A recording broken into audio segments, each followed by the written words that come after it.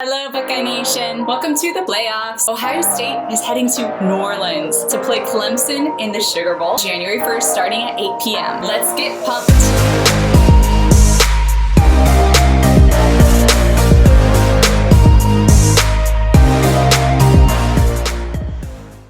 Welcome to Buckeye Football Fangirl, where it's my goal to get you pumped for the next Ohio State football game. And I don't think that's going to be hard to do for this next game. Before I jump into the show, I just wanted to say Merry Christmas, everybody. Thank you all so much for joining me and getting pumped up for each and every Ohio State football game this crazy 2020 season. It's been such a wild ride, and I feel so blessed to have gotten to know each and every one of you crazy Buckeye fans. I sincerely hope that you are able to soak in some of the beauty of this time of the season. And as we approach a new year, cheers to all of the little moments we get to appreciate and to making something out of nothing this holiday season. All right, it's go time, Buckeye Nation. We made it. The holidays are upon us, and Santa has given us exactly what we all wanted for Christmas this year, our rematch with Clemson. And I don't know about you, but my excitement is off the charts. But before we get to our main event of what the Buckeyes fought so hard to get a chance to do this season, let's do a little Northwestern recap. There are a lot of things that we could talk about with that game. How our Buckeyes came out looking a little bit rusty. How Fields had another off day. How our pass game just failed to ignite. Yeah, it was a stressful game as a Buckeye fan. And just like Tiffany, I spent most of my morning yelling at my TV. Also, just like Kristen J said, the gray hairs are definitely real. Well, I credit half of them to my 3-year-old son. I credit the other half to games like we saw last Saturday. However, despite things just absolutely not clicking the first half, thank God the run game just exploded the second half. This tweet from Amanda really rang true. And Coach Day must have heard us all. All of Ohio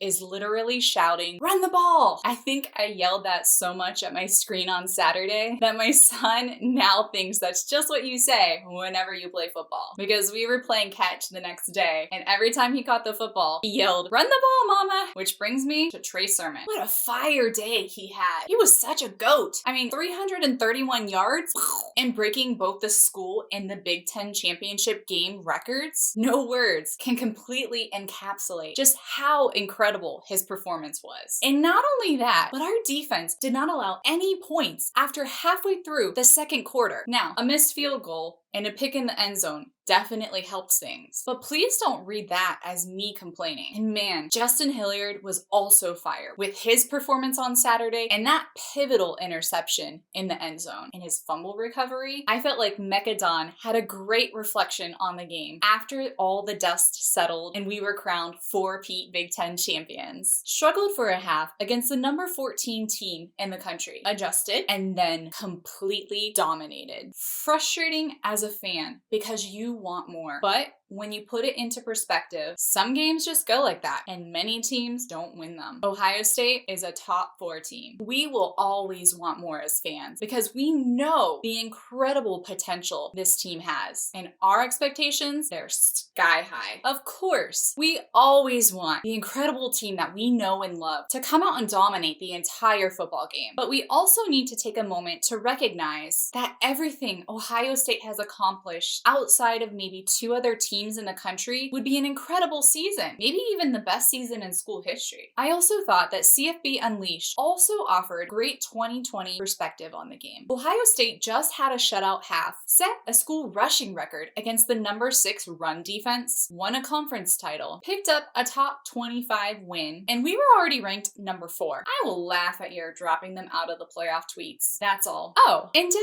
20 plus players. So let's soak it up, Buckeyes. 4-peat Big Ten champions. That sounds pretty good to me, and that's a lot to be proud of. And now, on top of all of that, we get to go to the playoffs, which, let's be honest, is what we've all been waiting for all year. This is our why. Why our coaches and the players' parents fought so hard to get the season back. Why both Wyatt Davis and Sean Wade both came back after they had already declared for the draft. Why Why Justin Fields, our QB1, did not even consider declaring for the draft despite the season being canceled. Why Olave has played with a chip on his shoulder all season long, which, by the way, we missed Olave so much in that game on Saturday. As @Buckeyes puts it, this is one game 2020 was all about this season. Yes, even over TTUN. Buckeye Nation, we got our Christmas wish, and it is shaping up to be quite a game. The hate aimed at Ohio State continues to be off the charts, and the plot thickens as fuel continues to be added from both the Ohio State and the Clemson side. As Joshua E. Perry puts it, between the leaked post-game locker room speech from OSU, Dabo's coaches poll rankings, and the recent history of the matchup, these Clemson versus OSU storylines are developing like a good reality TV show. I'm here for it. Yes, Dabo ranked us number 11 in the coaches poll. What a joke. He's trying to make a point, albeit a wrong point, and the way I see it, this will only make victory taste that much sweeter. It's gonna be an epic game. I agree with Ryan from Cebus when he says, fully prepared for the Clemson-Ohio State game to take years off my life, and that's a sacrifice I'm willing to make to be a Buckeyes fan. Now, at this point in my show, I typically take time to talk about the opposing team, but to be honest, I think we all have a pretty good idea about who we're going to see, so I'm not going to spend a whole lot of time on this.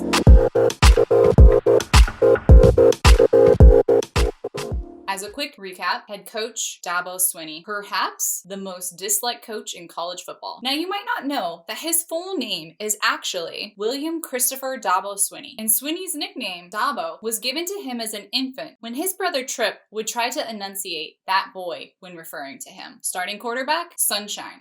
Trevor Lawrence. He was actually considering going into acting before being offered at Clemson. I don't know, maybe he should have followed that acting road. Alright, so I try not to get too deep into stats on this show, because to be honest, I'm not really a stats person. I just enjoy watching Buckeye football. However, I did want to take a look at the different stats between Justin Fields and Lawrence, just to see how they compare. When you look at the raw numbers, you can see everything swings heavily in Lawrence's favor. However, that's mostly because Clemson has played more games than Ohio State has. I wanted to compare things as if they had played the same number of games, so I took some averages of all the numbers that you see on the left side of the chart, and I'm showing those on the right side of the chart. When you run down that list, things are actually pretty close. Now, I divided Justin Fields' numbers by 6 because Ohio State has played 6 games, and I divided Trevor Lawrence's numbers by 9 because although Clemson has played 11 games, he missed 2 games due to being out for COVID. And when you run down the list, you'll see things are actually pretty close. Lawrence has more pass yards, but Fields has more rush yards. When you look at the total yards combined together, Lawrence is averaging about 30 more yards per game than Justin Fields is. However, the amount of rushing touchdowns per games and passing touchdowns per games are pretty much on par for both. I don't know. I thought that was an interesting comparison, so take that for what you will. Okay, I'm gonna run pretty quickly through the rest of these. Their lead running back is Travis Etienne. He scored 3 touchdowns last year in the Fiesta Bowl against us, including the game-winning one. Their leading wide receiver is Amari Rogers. Rogers also made an impact last year during that game when he made a big catch in Clemson's last scoring drive, which set up that touchdown we just talked about from Travis Etienne. Someone else we'll probably see a lot of in the game is Baylor Spector, one of their leading linebackers. So far this year, he's credited for 61 tackles, and 3.5 of those have been sacks. Now, you also might remember Nolan Turner, one of their safeties on their team. He is the one who has caused Buckeye Nation so much heartache when he made that interception that sealed the game last year.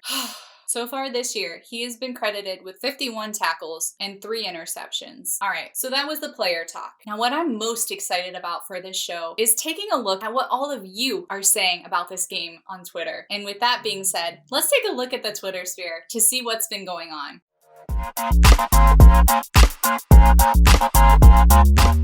If you have a spare moment, please tweet at me or leave a comment below and let me know what you think this game is going to be like. Are you excited? Are you scared? Are you nervous? Whatever it is, let me know. I sincerely enjoy reading all of the comments, and thank you so much to everyone who has reached out with their thoughts about previous games. Starting us off today is this spot-on tweet from the Bunch of Nuts podcast. The people who claim OSU isn't deserving clearly have not been paying attention, the entire team fought since August to even have a season. OSU has handled everything within their control and won the Big Ten. That's a championship caliber team that has handled adversity. Hashtag go Bucks. I 100% agree. And I know that the rest of Buckeye Nation does as well. However, I am a fan of letting actions speak for you. So I can't wait for the Buckeyes to show everyone else in the playoffs. With this next tweet, Tim Collins puts into words perfectly what I had been feeling with all the shade Ohio State has been receiving recently. The narrative has been set. If OSU loses, they didn't deserve to be there. If OSU wins, they had an advantage because they only played 6 games. It truly is Ohio against the world. Hashtag fight. Even when we win, there's no winning with all the Ohio State haters. But you know what? It's okay, because what are you gonna do? This next tweet from Brutus Wayne is something that I think a majority of us Buckeye fans are feeling. I don't think I've ever wanted Ohio State to beat a team this bad. Not even for TTUN games. Guys, it's been a long year to get to the place that we're in now. We've been waiting for this chance. Everything the team has had to push through this year, it's finally here. And I want it so bad. I like this next one. When asked about the rematch, RP Honeycutt said, I freaking love it. After last year and the bad taste that was left in the Buckeyes' mouths fueling this team, gonna hear a lot leading up to this game. That they don't belong because of the number of games they've played. I think this Buckeye team is going to be fuming and ready to play. I completely agree. That bad taste has been in our mouths all year long. It's time to make things right. From TOSU State of Mind, I hope